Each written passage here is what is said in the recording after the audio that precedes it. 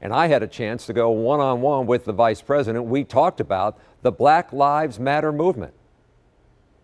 Let me ask you about a conversation that's going on here in Milwaukee and across the state, and from Main Street to the corporate suites, and it's about Black Lives Matter.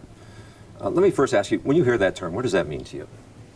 Well, look, I'm pro-life. I believe that all lives matter, and that the lives of our African American community are precious in the sight of God. While the Black Lives Matter protests in Milwaukee and around the country have been largely peaceful and about systemic change, Vice President Pence raised concerns about the rioting and looting with some protests. But do you think that's what the whole movement has been about for Black Lives Matter? Well, I think that that the leadership of the movement calling for defunding the police, seeming to countenance violence in the street, is just not where the American people are. The American people know that we can support law enforcement and support our African American community. The decades of disparities run deep in Milwaukee for African Americans in areas like income and home ownership.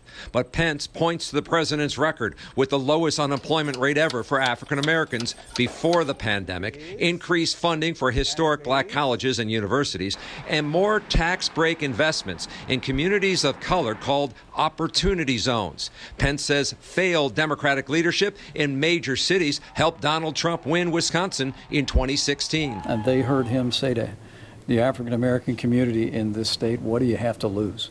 Because too often our African American families in our major cities live on the most unsafe streets. Their kids go to the most failing schools. They're not given a choice to do otherwise. They don't have the income. The Wisconsin Democrats gave us a response, and here's what they're saying. Quote, from failing to provide adequate PPP loans to black-owned businesses, relentlessly attacking protections for people with pre-existing conditions, and creating an economy where the black community isn't given the same opportunities to get ahead, Trump and Pence have proven that their toxic agenda isn't designed to work for black Wisconsinites.